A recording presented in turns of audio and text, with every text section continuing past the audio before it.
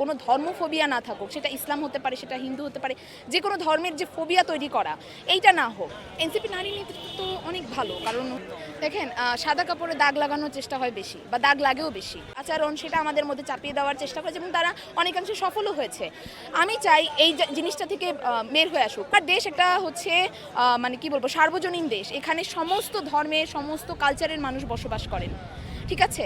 তো তারা তাদের ধর্মীয় বলেন, সাংস্কৃতিক বলেন, সব কিছুর মৌলিক অধিকার, এটা তারা যেন সার্বজনীনভাবে এই জিনিসগুলো পালন করতে পারেন। আমি তো এই ধরনের একটা রাজনীতি চাচ্ছি, বা আমি এই ধরনের একটা দেশ চাচ্ছি।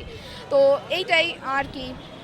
এনসিপি নারী নেতৃত্ব তো অনেক ভালো, কারণ হচ্ছে এখানে সব বয়সের নারী নেতৃত্ব আছে। কারণ এই যে গতানুগতিক ধারায় যারা বড় বড় যে দল রয়েছে বা আদার যে দলগুলো রয়েছে, ওইখানে তো এতটা ফ্লেক্সিবল না, বা এখনও হচ্ছে ধরেন যারা রাজনীতি করেনি তারা হচ্ছে কর্মস্থলে ছিল সারা জীবন, বা গৃহস্থলীতে ছিল, এখন দেশের হয়ে কিছু করতে চাচ্ছেন, তাদের যে ধারাটা বা তাদের ওয়ে অফ থিঙ্কিং বা তাদেরকে যে একটা রেডি করার ব্যাপার স্যাপার আছে, এটা এনসিপি ভালোই করে। তো এই জন্য ওই যে ফ্লেক্সিবিলিটিটা পাচ্ছে, তারা চলে আসছে। মানে আমি দেখার মতো যে এখানে মানে একদম ছোট থেকে দেখা যায় কলেজে পড়ছে এরকম থেকে একদম হচ্ছে বয়স্ক মহিলারাও আছেন, এবং তারা নিজে থেকে আসেন। তো আপনাদের মূল নীতিটা কি হবে? এনসিপির মূল জনগণের কাছে আমাদের প্রতিশ্রুতি হচ্ছে, আমরা আমাদের দেশকে, আমাদের দেশের মানে আমরা কারোর সাথে আপোষ করব না ইনশাল্লাহ। এবং এনসিপির মূল জনগণের কাছে আমাদের প্রতিশ্রুতি হচ্ছে, আমরা আমাদের দেশকে, আমাদের দেশের মানে আমরা কারোর সাথে আপোষ করব না ইনশাল্লাহ।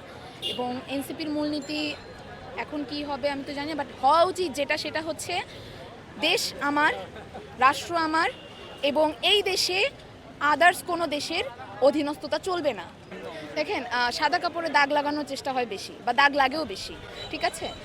আর হচ্ছে যারা দুর্নীতি করছে, এটা নিয়ে আপনি যখন এনসিপির কমেন্ট বক্স দেখবেন, ওখানে এনসিপি করছে বা এনসিপি সাপোর্টাররাও গিয়ে কিন্তু সমালোচনা করছে। মানে হচ্ছে আমরা এখান থেকে কিন্তু ফিল্টার আউটও করছি, আমরা অনেককে বাদ দিয়ে দিচ্ছি, অনেকে নিজে থেকে হচ্ছে চলে যাচ্ছে।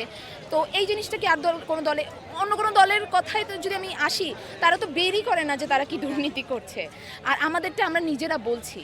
তো এইটা কি মানে একটা হতে পারে না, ইতিবাচক দিক হতে পারে না?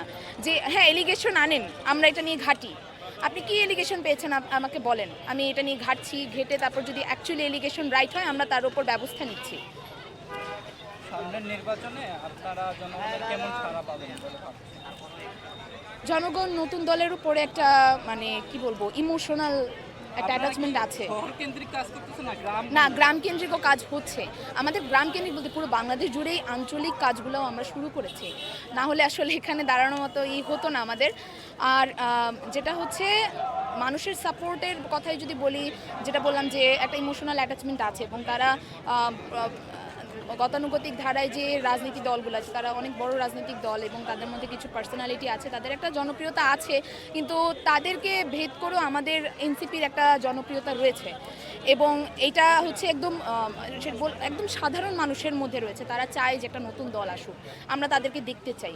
কারণ বিগত দিনের দলগুলোকে তো আমরা দেখেছি, তো এখন একটা নতুন দল আসুক আমরা দেখতে চাই। আমার মনে হয় একটা ভালো সাড়া পাওয়া যাবে ইনশাল্লাহ।